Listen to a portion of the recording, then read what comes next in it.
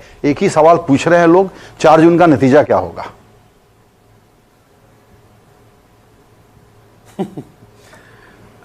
धन्यवाद संजय भाई। 4 जून का नतीजा क्या होगा ये तो भविष्य के गर्त में ही है। आप जैसे पत्रकार, बहुत सारे विशेषज्ञ, सेफोलॉजिस्ट, दुनिया भर के जितने राजनीतिक नेता हैं उनका अपना मत है। लेकिन as far as I am concerned, मैं आपको ये कहूँगा, consistency some time could be boring.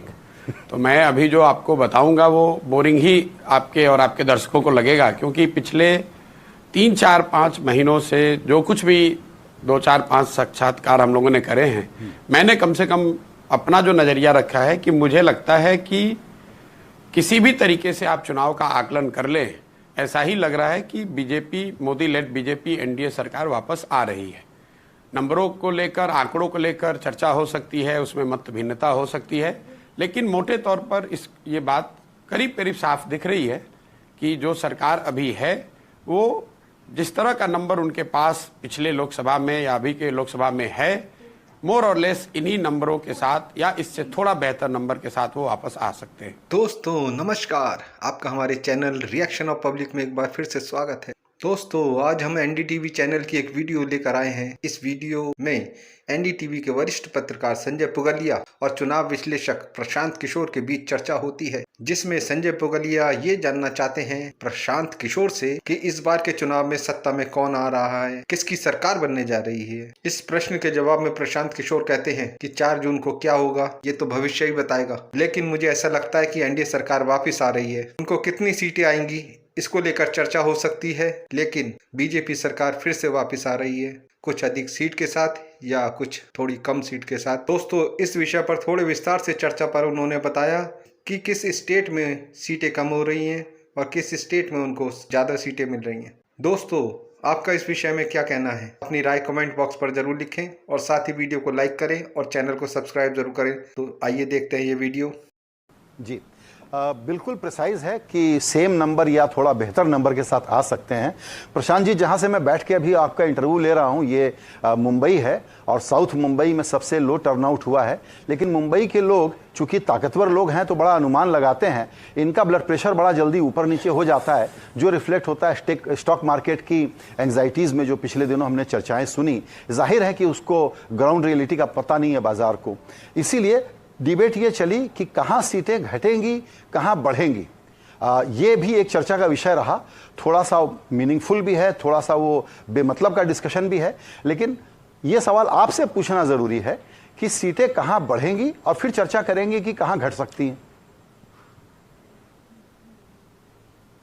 देखिए यहाँ आपको एक चीज समझना जो हम लोग को जरूरी है कि मार्केट भी जो है वो विजडम ऑफ क्राउड को दिखाता है।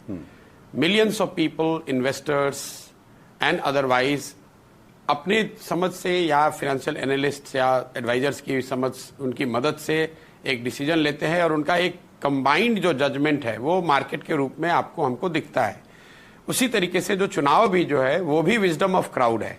So when this two ecosystems are trying to second guess each other, तो आपको थोड़ी बहुत टर्बुलेंस दिखेगी।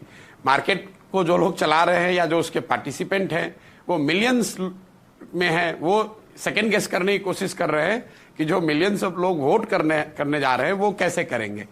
तो जो मार्केट की एनालॉजी है कि when you will keep changing your stance और trying to gauge which side market is going basis the numbers going up and down, then you are more likely to make mistake then get it right.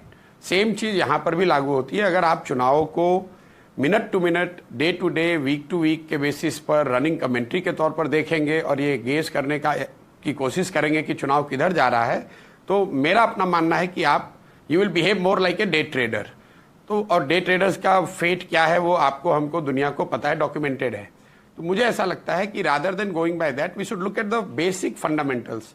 Basic fundamental, अगर आप जो भी incumbent सरकार है, अगर सरकार के प्रति, उसके मुखिया के प्रति लोगों में गुस्सा है तो एक संभावना बनती है कि कोई विकल्प हो न हो, लोग ये कह सकते हैं कि भाई हमें तो आपको हटाना है। अभी तक जो हम लोगों ने कमेंट्री सुनी है, पक्ष विपक्ष दोनों ही तरह की ओर से, किसी ने अभी तक इस तरह की सिस्टमेटिक बात नहीं बताई है कि लोगों में मोदी जी के खिलाफ बहुत गुस्सा है कि इनको हटाना है। डिसअपॉइंटमेंट हो सकता है, थोड़ी बहुत दबी हुई नाराजगी भी हो सकती है, लोगों की जो आशा अपेक्षा रही है, संभव है किसी की पूरी हुई किसी की नहीं हुई, लेकिन वाइड स्प्रेड एंगर की बात अभी तक हम लोगों ने नहीं सुनी है। दूसरा फंडामेंटल रीजन जिससे आप चुनाव हार सकते हैं, अगर आपका प्रतिद्वंदी जो है वो if there is a clamour for him और हर कि इस बार ये आदमी आएगा तो हम लोग की स्थिति जो अभी आज है इससे बहुत बेहतर हो सकती है, ये बातें भी हम लोगों ने अभी तक नहीं सुना कि भाई राहुल जी आएंगे तो उससे देश सुधर सकता है। कुछ लोग जरूर उनके समर्थक कहते हैं, मैं वाइड स्प्रेड बात कह रहा हूं।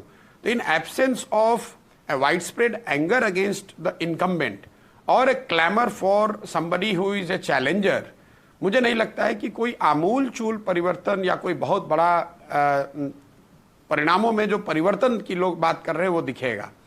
दूसरा, अगर इसको आप आंकड़ों में देखें तो पूरे इंडिया को आप बड़े आसानी से राजनीतिक नजरिए से ऐसे देख सकते हैं कि वेस्ट और नॉर्थ का जो एरिया है, जहां पर करीब करीब 325 सीटें हैं जो बीजेपी की 2014 से बीजेपी और एनडीए के पार्टियों का एक तरह से समझिए गढ़ रहा है, वहां करीब करीब 90% सीटें जो हैं वो बीजेपी या उनके साथी दल जीत कर आए हैं।